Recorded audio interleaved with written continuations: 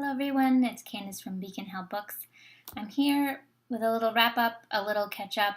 Happy Halloween, belated, and happy November and nonfiction November to everybody participating. So for my autumn readathon, I did pretty well. I think I didn't really finish one prompt. So for the Gothic spooky book, I finished Winter People by Jennifer McMahon. I really enjoyed this book. This book is slated as a could-be thriller. I consider it more of a mystery with shades of gray. It's not the type that I felt like I couldn't read at night, or, it was creepy, but not super scary. And the reason I picked this book up, it's got some really great reviews. It's from based in Vermont, and also the author lives in Vermont. I'm not sure if she's originally from Vermont.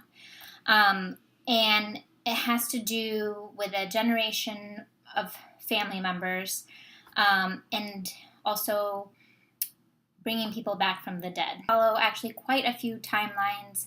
At first I wasn't sure how all of the different timelines intersected, but at the end you get it all tidied up very nicely, and I really enjoyed it. I gave it a 3.5 stars. I enjoyed the audiobook, which is how I read it. Hi guys, I had to stop filming, so I'm going to continue the next day. I'm going to have a change of clothing to continue my autumn wrap-up. So I had picked up poe-land by J.D. Ocker, and I had got it from my library, and I was reading too many books at the time, so I didn't get to finish it. So I happened to be in the mood and was looking around. It was available electronically, and so I picked it up. I started it over again, and I'm so glad that I did. I really enjoyed this book.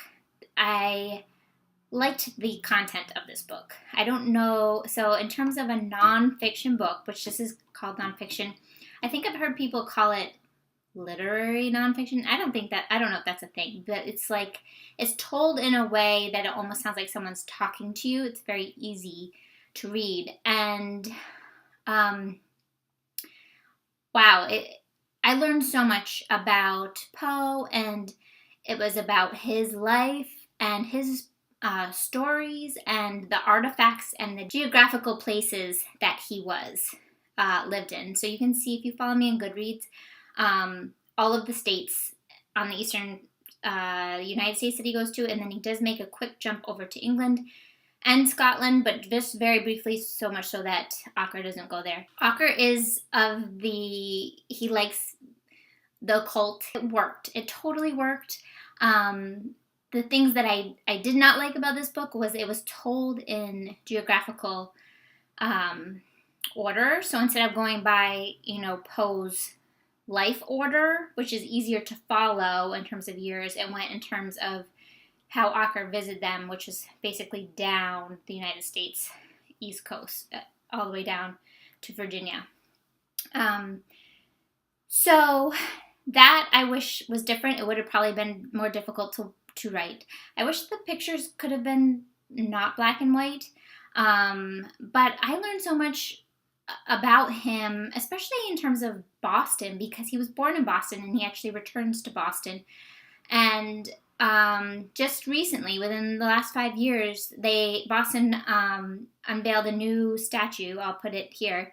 A very awesome, dynamic statue to commemorate Poe, because really he had nothing here. He has, as Ocker says, a love-hate relationship with this town. If you are a Poe fan, I think you definitely need to read this.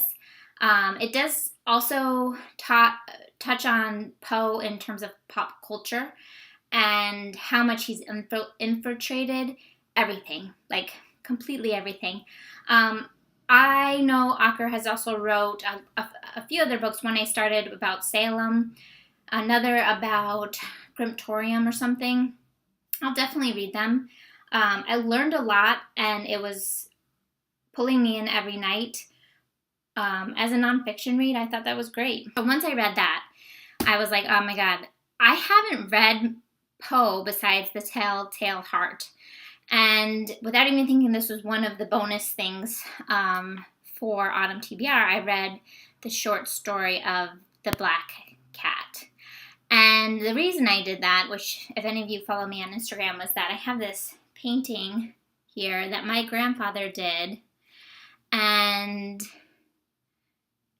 it all makes sense now. I didn't know what the symbolism is.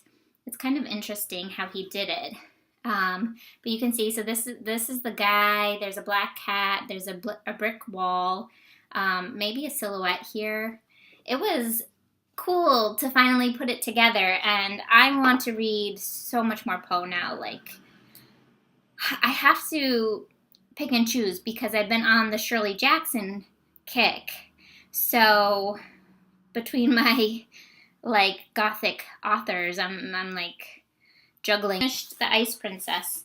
That's by Camelia Lackberg, and this was the Read Around the World Book Club book. This was, I think we were hoping that it was going to be a little darker than it was. It was still a mystery. There was parts that a lot of people didn't like. A lot of the male characters were very chauvinistic and not really enjoyable people. But I will say it didn't follow all of the tropes for me that come in a mystery. So that actually delighted me. And I did want to follow along with the story and figure out what was happening. I'm not sure that I'll continue with the series, but as a read for the book club, I enjoyed it because there was such an extreme reaction to the book. And really, I haven't read a lot of other Swedish authors. This, the only one being Stieg Larsson from The Girl Who Kicked the Hornet's Nest. So, I'd like to read some other Swedish authors that aren't of this like mystery thriller-ish type. If anyone has any suggestions, it would be good. TBR, like a place in a book that took place in a cold setting. And then the historical fiction novel, I don't know that this counted. I finished it late, but I did finish Cocaine Blues, Freeney Fisher mystery. So this is the number 1 book of the series in the Freeney Fisher series by Carrie Greenwood. It is a very short, it's like 175-page mystery that takes place in the 1920s in Australia. Freeney actually comes from England to Australia to figure out a mystery, and it has to do with drugs. I really loved the character of Freeney. And a lot of the other characters, she's good, strong female characters, which I really liked. It touches on women getting pregnant, and a lot of them that were in the tricky situation of getting an abortion or not, because it was so looked down upon, and then so they usually reverted to doctors, to people that weren't really doctors or knew what they were doing. They took advantage of these women. The women sometimes didn't survive. I've recently been reading books and seen things about that a lot. But look at this cover. I mean, I love this cover. So I will continue this series. I've been trying a few series out to see which one piques my interest more. It's probably more of a mystery, and I'm loosely calling it historical fiction. When I made my video, I said I was going to read The Glasstown Game, which is, I can't even really call it historical fiction besides the kids that are the Bronte kids in it. It's definitely a fantasy in Valenti fashion, like really, really Valenti. Like, this, unfortunately, is not as good as I liked the Fairyland series and her other adult series. And I almost put it down. I'm going to try and do 1 or 2 chapters to see if I can finish it. Just a quick synopsis. So all of the kids, the older girls are going off to school, and when the brother, Branwell, and his youngest sister bring the girls to go to meet the transportation to school, they get hijacked by going to the train station, and the train station turns into this like fantastical journey where they meet their toy soldiers there in person. There's so many characters. There's like 12 soldiers or something. It has the typical Valenti imagination, some really, really amazing lyrical moments, but it's just hard. Like, for instance, every Sunday, he, as in his father, he stood up in the chapel and told the tightly buttoned people of Haworth all about the wonders of a buttoned-up heaven and the dangers of this buttoned-down earth. You know, I want more of that than the character dialogue and things. I don't know. I hope I finish this, but if I don't, I'm thinking I'm going to head to one of her adult books instead. I also did finish March, book 2, nonfiction/memoir. It's just, like, to me, I don't know how the whole series isn't going to be 5 stars. Like, I loved book 1. Book 2 was just as good. I'm sure book 3 I'm going to read soon, and it's going to be amazing. The illustrations in the story are just really amazing. It's all in black and white.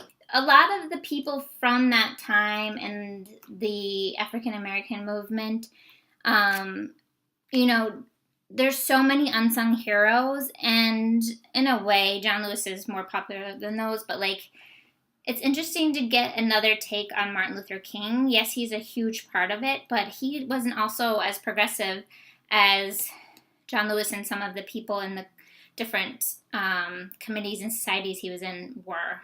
So I really, really, really like this book. I finished The Invisible Library by Genevieve Cogman. That's kind of a fantasy/time travel, light, fluffy type of a story. It had dirigibles and dragons and most of your fantastical elements based in a library, people that like to read.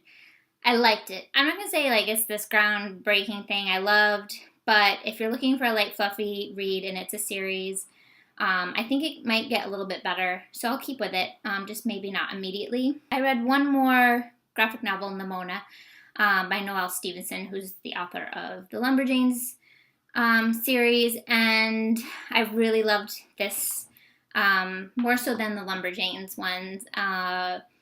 It's the drawing style I really like, but the story, like, you're following a bad